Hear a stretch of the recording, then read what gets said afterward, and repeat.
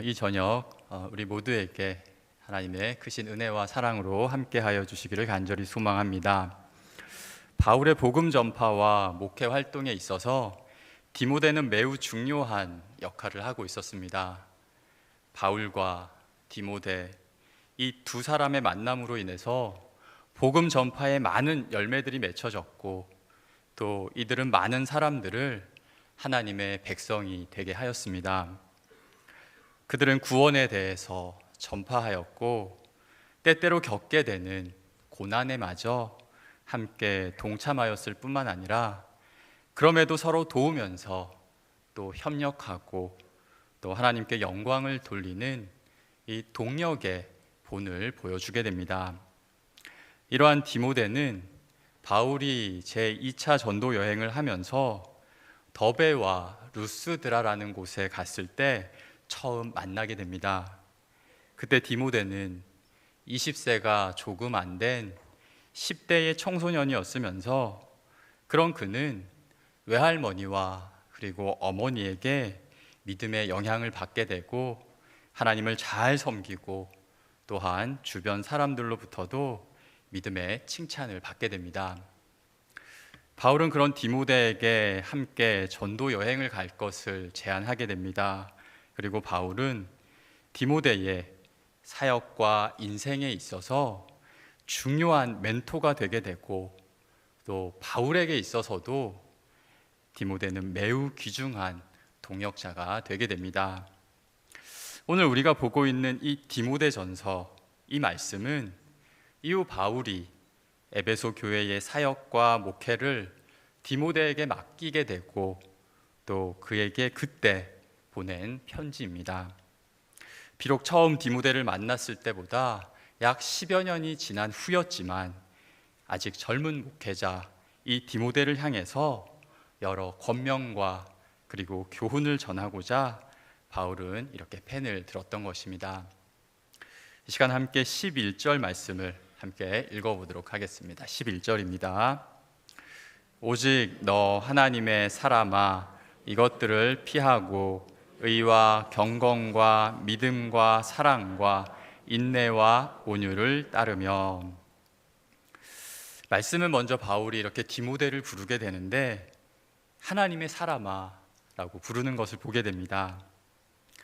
성경을 보면 바울이 디모데를 부르는 여러 가지 호칭들이 등장을 합니다. 바울은 디모데를 나의 동력자라고 부릅니다. 영혼을 구하고 또 하나님 나라를 확장해 가는 그 같은 뜻과 목적을 가지고 함께 일하고 수고하는 자, 바로 나의 동력자라고 부르게 되지요. 또 바울은 디모데를 때로는 형제라고 부르기도 합니다. 출신도 다르고 또 혈통도 다르지만 예수 그리스도 안에서 한 가족된 자, 그리고 십자가 보혈로 거듭난 주 안에서 가족된 자를 이렇게 형제라고 디모데를 부르게 되었던 것입니다.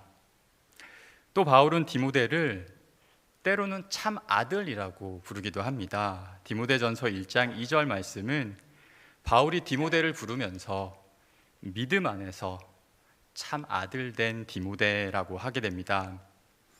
우리 부모님들이 자녀들을 사랑하고 섬기듯 예수 그리스도의 이 사랑으로 사랑하는 부자지간과 같은 관계라고 바울은 생각하였던 것입니다. 이 사랑과 섬김으로 디모데를 가르치고 교훈하기를 그는 원하였고, 이 믿음 안에서 참 아들 된 디모데라고 이렇게 바울은 그를 부르게 되었던 것입니다. 이 모든 것들이 바울이 디모데를 부를 때 사용한 호칭들이었습니다. 그리고 이것들을 잘 보면 공통적으로 디모데를 향한 바울의 사랑이 담겨 있게 됩니다. 한 동요의 가사처럼 이름은 하나인데 이 사랑하는 동생이 가족들이 여러 별명과 또 호칭을 가지고 다양하게 그렇게 부르는 것처럼, 바울도 이 그리스도의 사랑으로 때로는 형제처럼, 또 때로는 아들처럼, 때로는 또 함께 일하는 동력자로 디모데를 부르고 이렇게 대하였던 것입니다. 이렇게 우리가 누군가를 부르는 것, 이 호칭들을 보면은 그를 향한 이 말하는 이의 마음을 알게 됩니다. 예전 한 드라마에 남자 주인공이 여자 주인공을 향해서, 기억나실지 모르겠습니다, 애기야 가자 예, 했던 것이 사람들에게 많이 회자됐던 적이 있습니다. 전혀 그러지 못할 것 같은 그 남자가 사랑하는 연인을 향해서 이렇게 투박하고 또 조금은 오글거리는 이 표현이 이렇게 당시에 큰 유행이 되었던 거 기억하실 것입니다. 이렇게 사랑하는 연인에게, 또는 사랑하는 자녀들에게, 또는 반대로 부모님께 우리가 이 사랑의 마음을 담아 대하고 부르는 모습은 그것을 옆에서 보는 이들로 하여금 함께 그 사랑을 느끼게 하지요. 자녀들에게 사랑의 마음으로 우리 공주님, 또 우리 왕자님, 또 부모님께 존경하는 우리 어머님, 또 최고의 우리 아버지 부르는 모습들, 여러분 이 시간 우리 옆에 계신 분들께 당신은 하나님의 사람이십니다 한번 인사 나누었으면 좋겠습니다. 사랑의 마음으로 한번 해주시면.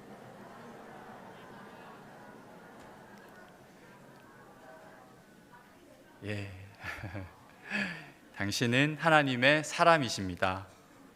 이제 오늘 바울이 이렇게 디모데를 부른 호칭을 함께 보고자 합니다. 바울은 디모데를 이렇게 하나님의 사람아라고 부르면서 그를 향해 믿음의 권면을 하게 됩니다. 이 역시 여기에는 디모데를 향한 사랑이 담겨 있습니다. 그리고 그와 함께 여기에는 디모데를 향한 칭찬과 또 존경의 의미까지 담겨 있다 할 수 있습니다. 그가 하나님이 보시기에 성숙한 그리스도인이 됨을 칭찬하고 있는 것입니다. 하나님의 사람으로, 특별히 하나님의 특별한 사명을 맡기에 이 충분한 사람이 됨을 인정하며 그를 이렇게 부르고 있는 것입니다. 그리고 여기에는 바울의 염원과 소망도 담겨 있습니다. 사실 하나님의 사람이라는 이 아드로페 데우라는 이 표현은 신약 성경에서는 딱 2번밖에 등장하지 않는 표현입니다. 흔히 쓰는 표현이 아닌 것이죠. 그리고 구약 성경에서는 모세와 다윗과 같은 위대한 지도자, 그리고 또 사무엘과 엘리야 선지자와 같은 이 선지자들에게만 사용했던 표현이라고 합니다. 영광스럽고 귀한 호칭이 바로 이 하나님의 사람인 것입니다. 바울은 디모데가 이러한 영광스러운 하나님의 사람이 되기를 바라면서 지금 이렇게 부르고 있는 것이죠. 아직은 연소하여 모든 것이 서툴고 어색할 수 있는 젊은 목회자 디모데이지만, 하지만 그럼에도 바울은 자신이 디모데를 사랑하듯이 하나님께서 그를 사랑하여 주시고 또 능력 주시고, 또 그가 성숙한 그리스도인으로 그가 현재 섬기는 에베소 교회의 목회자로 온전히 살아가기를 바라면서 이렇게 그를 하나님의 사람아라고 부르고 있는 것입니다. 사랑하는 여러분, 비록 모세와 또 다윗과 같이 하나님의 사람으로 살기에 부족하고 연약한 우리들을 향해서도 하나님은 말씀하십니다. 너는 내 사람이다. 분명하게 말씀하여 주시면서 우리를 불러주시고 우리를 이렇게 영광스러운 자들이 되게 해 주셨습니다. 솔로몬이 술람미 여인을 향해서 나의 사랑, 나의 어여쁜 자야 말한 것처럼 이렇게 우리에게 사랑을 보여주시고, 또 앞에서 말씀드린 것처럼 애기야 가자 이 말과 같이 우리를 향해 나의 사랑하는 자야 나와 함께 가자 말씀하여 주시는 것이죠. 주님의 이 부르심에 응답하시면서 하나님의 사람으로 살아가기를 힘쓰시는 우리 모두가 되시기를 소망합니다. 그리하여 이곳 우리 안에 이러한 사랑의 인사와 또 사랑의 대화로 가득하기를 주의 이름으로 축복합니다. 이렇게 디모데를 부른 바울은 이제 그를 향해서 두 가지의 권면을 하게 됩니다. 사실은 이 이야기를 하기 위해서 디모데를 불렀던 것입니다. 하나님의 사람으로 또 그 백성으로 디모데와 그가 섬기는 교회가 살아가기 위한 신앙의 모습을 교훈하려 하고 있는 것입니다. 먼저 바울은 디모데에게 이것들을 피하라 말씀합니다. 여기서 말하는 이것은 오늘 11절 앞에 나오는 것으로 이것을 간단히 크게 요약을 하면 먼저는 거짓 교사들에 대해서 말하고 있습니다. 이 거짓 교사들은 다른 교훈을 말하는 자들로 예수 그리스도의 이 말씀과 경건에 관한 교훈을 따르지 않는 자들이라 성경은 말하고 있습니다. 그들은 교만하고 또 진리에 대해 알지 못하고 변론과 언쟁만을 좋아하고 그래서 공동체의 관계를 심각하게 훼손하게 되는 것입니다.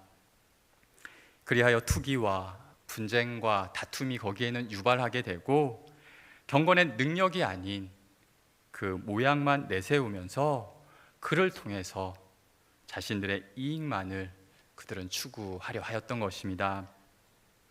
또 한 가지 바울은 물질적인 욕심을 이야기하게 됩니다. 부하려 하고 또 돈을 사랑하고 따라가려 하는 이들을 말하면서 그들은 시험과 올무와 여러 가지 어리석고 해로운 욕심에 떨어지게 될 것이다 말씀합니다.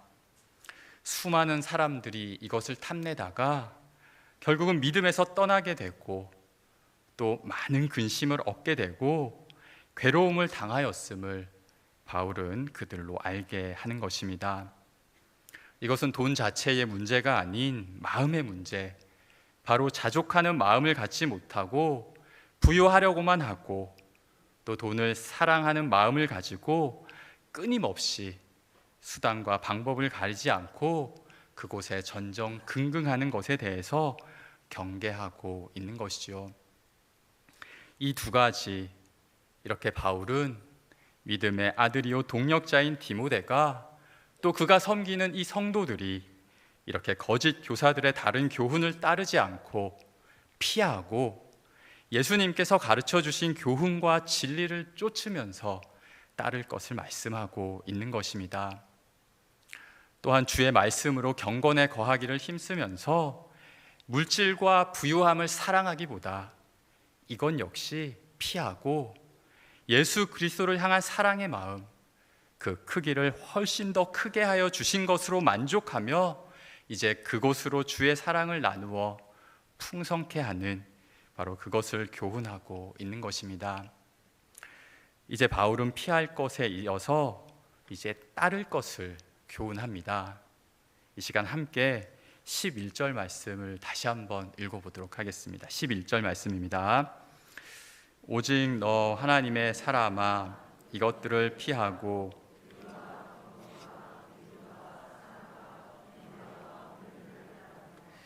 아멘. 바울은 디모데로 하여금 의와 경건과 믿음과 사랑과 인내와 온유를 따르라 합니다. 하나님의 사람으로서 힘써 추구해야 할 이 신앙의 덕목들이 이것임을 알게 해주면서 그것을 지키면서 살아가라 말하고 있는 것입니다. 하나님의 의로우심에 부합하며 하나님에 대한 경외심에 걸맞는 삶을 추구하는 것, 경건, 또 하나님을 전적으로 신뢰하는 믿음과 또 하나님의 희생적인 사랑을 실천하며 살아갈 것을 요구합니다. 또한 인생의 어떠한 불행과 고난에도 불구하고 도망치지 않고 인내하며 그 자리를 지키고 또 그렇게 참아내는 인생의 삶을 살면서 이제는 더 나아가서 나를 어렵게 하는 이들까지 사랑으로 대하는 그 온유함까지 가지며 살아가라 그는 교훈하고 있는 것입니다. 여러분, 이것이 하나님의 사람, 그 부르심을 받은 이들이 전심을 다하여야 하는 모습임을 그는 가르쳐 주게 됩니다. 그런데 한번 생각해 보면 좋겠습니다. 우리는 이렇게 살지 못할 때가 여러분 너무도 많이 있죠. 의롭게 경건하게 살지 못하고 이 믿음과 사랑과 인내와 온유를 가지기보다 이러한 모습을 따르기보다 앞서 피하라 한 것들을 따르는 거꾸로 가는 신앙으로 살 때가 많이 있게 됩니다. 예수님의 가르침과 말씀을 사랑하지 못하고 또 믿음과 경건의 삶을 살아가지 못하고 또 인간적인 부요함과 욕심을 쫓으면서 그를 더 사랑하는 모습을 우리는 보게 되는 것입니다. 그로 인해서 시험과 또 올무에 빠져서 우왕좌왕 또 갈팡질팡한 우리 모습들, 여러분 이를 아는 바울은 그래서 디모데를 향해서 이제 믿음의 선한 싸움을 싸우라, 그리하여 영생을 취하라 말씀합니다. 병사들이 전쟁에서 싸움을 하듯이, 그리고 운동 선수들이 경기장에서 경쟁하듯이, 또 경기에서 이기기 위해서 최선을 다하듯이 이 하나님의 말씀과 명령을 지켜서 믿음의 승리자가 되기를 그는 말하고 있는 것입니다. 여러분 지금 디모데는 이렇게 하나님의 군사요 대표 선수로 영적인 싸움, 믿음의 선한 싸움의 자리에 있는 것입니다. 여러분 잠시만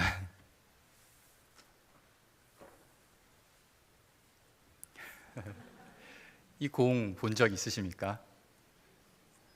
예. 이 공은 바로 미식 축구 공입니다. 일반 공과는 조금 다른 그 타원형의 이 공을 가지고 상대편의 골라인 그 정해진 지역까지 가야 점수를 얻는 경기가 바로 이 공으로 하는 미식 축구입니다. 그래서 선수들은 공을 던지기도 하고요, 또 들고 뛰어가기도 합니다. 그러는 과정이 매우 격렬하기 때문에 선수들은 보호 장비를 착용하고 또 경기에 임하게 됩니다. 공격하는 팀은 앞으로 가기 위해서, 또 반대로 수비하는 팀은 앞으로 가지 못하도록 필사적으로 막게 됩니다. 공격하는 팀은 그 수비들을 피하면서 상대 팀을 향해 가야 하는 것입니다. 그러는 전술 중에 여러분 가장 멋진 장면 중에 하나가 쿼터백이라고 하는 던져주는 선수가 굉장히 멀리 있는 선수에게 공을 던져 그 선수가 받았을 때 굉장히 멋있습니다. 다시 말해서 긴 장거리 패스가 성공을 하였을 때인데요, 그 장면을 보면 개인적으로 저는 굉장한 희열을 느끼고 있습니다. 거기에 점수를 벌 수 있는 그 터치다운이라는 위치에서 공을 받게 되면, 그래서 점수까지 얻게 되면 모든 선수들과 또 관중들이 모두 함성을 지르면서 기뻐하는 모습, 바로 이 경기 중에 볼 수 있는 모습인데요. 사랑하는 성도 여러분, 우리가 이렇게 치열하고 격렬한 경기, 바로 믿음의 경주를 하고 있는 것, 우리는 이를 통해서 생각해 볼 수 있는 것입니다. 오늘 바울은 이러한 경기, 특별히 믿음으로 선한 싸움을 해야 할 디모데와 또 그가 섬기는 이 성도들, 그리고 여기 우리들에게 이 경기에서 이길 수 있는 방법을 우리에게 알려준 것입니다. 주께 받은 공을 방금 말씀드린 것과 같이 쿼터백이 공을 패스해 주듯이 우리에게 전해졌으며, 이제 우리는 이 공을 놓치지 않고 온전히 우리의 품으로 잘 받아 승리의 성까지 힘써 달려가야 하는 것입니다. 우리도 바울처럼 우리의 선한 싸움을 싸우고 또 우리의 달려갈 길을 마칠 그때까지 이렇게 믿음을 지키고 또 이 믿음의 승리를 향해 달려나가야 하는 것이죠. 오늘 말씀 14절 말씀처럼 그리스도께서는 반드시 우리에게 다시 오실 것입니다. 주께서 다시 오실 이때, 바로 그때까지 우리는 우리의 이 싸움과 또 이 경기에 최선을 다해야 하는 것이죠. 그때까지 우리가 받은 이 명령을 온전히 지켜서 흠이 없는 모습, 바로 이 모습으로 우리는 주님을 맞이해야 하는 것입니다. 15절과 16절에서 보듯이 복되시고 유일하신 주권자이시고 또 만왕의 왕 만주의 주 되시는 우리 하나님, 또 존귀와 영원한 권능을 돌릴 분 우리 하나님의 사람들로 오늘 이 바울의 권면처럼 의와 또 경건과 또 믿음과 사랑과 또 인내와 온유를 온전히 따르는 이들 우리들이 다 되어야 하는 것입니다. 지금도 우리의 이 경주를 막고자 사탄의 권세는 우리를 다른 교훈으로 미혹하지요. 우리가 나아가는 일터와 또 학교와 여러 곳에서 우리를 기다리려 합니다. 그들은 예수님의 말씀과 그리고 하나님의 가르침보다 세상의 것이 더 낫다 말하면서 그것으로 이 땅을 살아가기 충분하다 말하고 있는 것이죠. 그리하여 돈과 또 물질과 같이 바로 이 세상의 것으로 우리의 눈과 마음을 향하게 하고 있는 것입니다. 사랑하는 주사랑교회 성도 여러분, 하지만 우리는 이들의 이 방해와 유혹을 오늘 말씀처럼 피하고 뿌리쳐서 우리에게 날아오는 이 진리의 공을 정확히 받아야 하는 것입니다. 그리고 이 경기가 맞춰지는 그때까지 이것을 붙잡고 또 승리를 위해 뛰고 또 뛰어야 합니다. 그리고 우리는 이 공을 놓치지 말아야 하는 것입니다. 우리는 이제 새로 시작하는 계절과 또 그 시간들, 그 바로 출발점에 서 있습니다. 특별히 우리 어린이 또 우리 학생들은 이제 새 학기를 시작합니다. 여러분, 그러한 시간들 속에서 이러한 마음을 가지고 또 늘 승리하시기를 힘쓰시며 한 가지 더, 이제 우리도 받은 이 공을 이제는 다른 누군가에게 던져줄 수 있는 바로 우리들이 되기를 간절히 소망합니다. 주님이 보여주신 이 사랑의 마음으로 이제 우리가 바울과 같이 되어 또 다른 그 디모데를 부르고 또 그들과 함께 주님 기뻐하시는 하나님의 사람들로 나아가시기를 주의 이름으로 간절히 축복합니다. 기도드리겠습니다.